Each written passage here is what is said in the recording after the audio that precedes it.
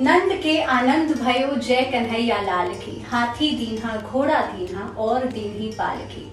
तो भगवान श्री कृष्ण के जन्मोत्सव की यानी कि जन्माष्टमी के पर्व की आप सबको बहुत बहुत शुभकामनाएं, जो कि इस बार एक खास सहयोग लेकर के आ गया है। पूरे दिन का सर्वार्थ सिद्धि योग रहेगा इस बार। तो इस खास सहयोग के साथ मैंने सोचा कि मैं भी आपके सामने हाजिर हो जाऊं लड्डू गोपाल जी के साथ। और आज के दिन में मैं आपको बताऊंगी पूजा की विधि। जी हाँ, पूजा की विधि ना सिर्फ बताऊंगी आपको साथ ही साथ में करके भी दिखाऊंगी कि किस तरह से आप विधि विधान से भगवान श्री कृष्ण को जन्माष्टमी के दिन उनकी पूजा आराधना कर सकते हैं। किस तरह से उन्हें हर एक चीज अर्पित करनी है, आपको श्रृंगार से लेकर के भोग से लेकर के हर चीज मैं आपको एक एक करके बताती चली जाऊंगी। तो चलिए शुरुआत करते हैं सबसे पहले भगवान श्री कृष्ण के स्नान के साथ। देखिए, श्री कृष्ण का नाम जो है उसी का ही मतलब होता है आकर्षण, यानी कि जिनके नाम में ही आकर्षण हो, उनके जीवन में हर एक चीज जो है, जिस तरह से भगवान श्री कृष्ण ने अलग अलग लीलाएं अपनी की थी, उसी तरह से उनका जीवन जो है वो भी एक आकर्षण से भरा हुआ है। तो सबसे पहले आपको क्या करना है, जो पंचामृत है वो पहले से ही बना करके रख लेना है आपको।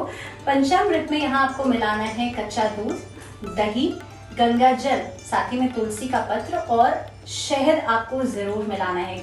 जब आप शहद भगवान श्री कृष्ण पर अर्पित करते हैं तो ऐसा करने से आपके रिश्तों में तनाव खत्म होता है।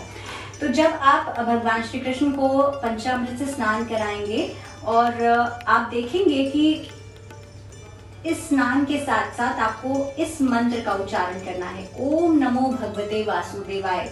इस मंत्र का उच्चारण आप करते रहेंगे और जो भगवान श्री कृष्ण हैं, लड्डू गोपाल जी हैं, उन्हें आप पंचामृत से स्नान कराएंगे। और इस तरह से पंचामृत से स्नान कराने के बाद आपको जल से स्नान कराना है लड्डू गोपाल जी को। और जल से स्नान कराते वक्त आपको ओम क्लीं कृष्णाय गोपीजन वल्लभाय स्वाहा, ओम क्लीं कृष्णाय गोपीजन वल्लभाय स्वाहा।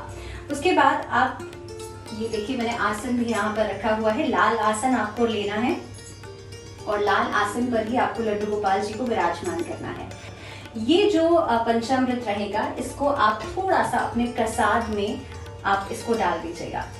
तो इस तरह से देखिए, भगवान श्री कृष्ण की पूजा में सबसे ज्यादा जरूरी होता है आपका भाव। आपका भाव जैसा है उसी तरह का जो आपके जीवन में सुख और संपन्नता जो है वो भगवान श्री कृष्ण भर देते हैं। तो अब यहाँ पर देखिए, मैंने सारी सामग्री जो है इकट्ठा करके रखी है। भगवान श्री कृष्ण की पोशाक है, यहाँ पर श्रृंगार का सामान है। और भगवान श्री कृष्ण की पूजा में श्रृंगार का बहुत ज्यादा महत्व है। एक एक चीज जिस तरह से आप इन्हें अर्पित करते चले जाते हैं, आपके जीवन में भी उसी तरह से हर चीज की संपन्नता जो है भगवान श्री कृष्ण भरते चले जाते हैं।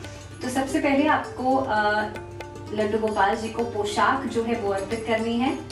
और आपने जिस तरह से मैंने आपको कहा था कि इनका पूरा जो जीवन रहा है वो लीलाओं से भरपूर रहा है। और भगवान श्री कृष्ण ने तो भगवत गीता में खुद ऐसा कहा है ना, कि भगवत गीता के 18वें अध्याय के 66वें श्लोक में भगवान श्री कृष्ण कहते हैं कि सर्वधर्मन परित्यज्य मामेकं शरणं व्रज, अहम त्वं सर्व पापेभ्यो मोक्षयामि मा शुचा। यानी कि जो इंसान मेरी पूजा करता है, मेरी आराधना करता है, उसके जीवन में कभी कष्ट नहीं आ सकता। तो इसी तरह से इस जन्माष्टमी के पर्व पर भी आप कोशिश कीजिए भगवान श्री कृष्ण की पूजा आराधना जरूर करें। और साथ ही में आप जो मंत्र मैंने आपको बताए हैं, इन मंत्रों का जाप आप जरूर करें। तो ये देखिए, श्रृंगार जो है एक एक करके आपको अर्पित करना है। ये भगवान श्री कृष्ण के लिए माला है, ये मैं इन्हें अर्पित कर रही हूँ। और इसी के साथ ये देखिए, इसी के साथ बांसुरी जो होती है भगवान श्री कृष्ण की पूजा में वो बहुत ज्यादा जरूरी होती है। और बांसुरी जब आप इन्हें अर्पित करते हैं, जिस समय पर भगवान श्री कृष्ण ने महारास किया था, उस समय पर अपनी बांसुरी की धुन से ही सभी गोपियों को बुला लिया था। और वहां पर जितने भी लोग थे उनकी बांसुरी की धुन से खिंचे चले आए थे। तो इसीलिए बांसुरी आप इन्हें जरूर अर्पित करें। इसके अलावा कंगन देखिए मैं इन्हें अर्पित कर रही हूँ। और जैसे मैंने आपसे कहा ही था कि भगवान श्री कृष्ण की पूजा में श्रृंगार का बेहद खास महत्व होता है। और देखिए, इनके जिस तरह से इनका नाम है ना श्री कृष्ण, उसी तरह से इनकी छवि भी है, एकदम मनमोहक छवि है। यहाँ पे मोर पंख में इन्हें अर्पित कर रही हूँ। और मोर पंख जो है वो भी भगवान श्री कृष्ण की पूजा में बहुत ज्यादा महत्वपूर्ण माना जाता है। ये देखिए कितने सुंदर लग रहे हैं। और यहाँ पर मैंने झूला जो है वो पहले से ही तैयार करके रखा है। ये देखिए भगवान श्री कृष्ण का झूला।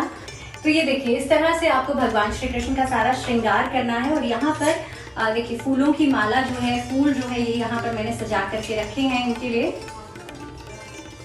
और इस तरह से इनको आपको फूलों की माला जो है वो अर्पित करनी है। साथ ही में भोग की थाली देखिए बहुत ज्यादा जरूरी होती है।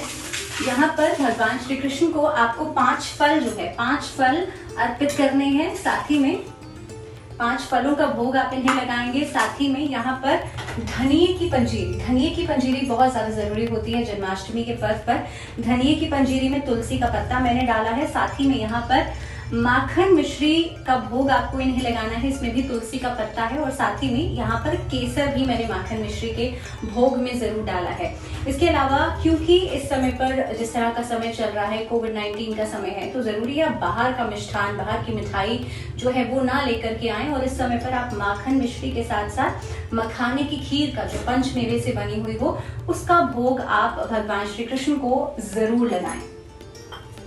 तो ये देखिए ये भोग की सामग्री है। साथ ही में यहाँ पे गाय की घी का दीपक जो है वो आपको प्रज्वलित करना है।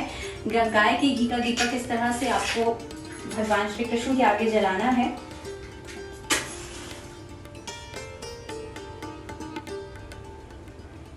और साथ ही मैं आपको बता दूं कि आरती का बहुत ज्यादा महत्व होता है। जब आप भगवान श्री कृष्ण की पूजा कर लें, उनके मंत्रों का जाप आप कर लें, इसी के साथ साथ आपको आरती जो है वो जरूर करनी है। भगवान श्री कृष्ण की आरती रात को 12 बजे आप जरूर कीजिए, और इसी के साथ जो जन्माष्टमी का पर्व है वो आप जरूर मनाइए।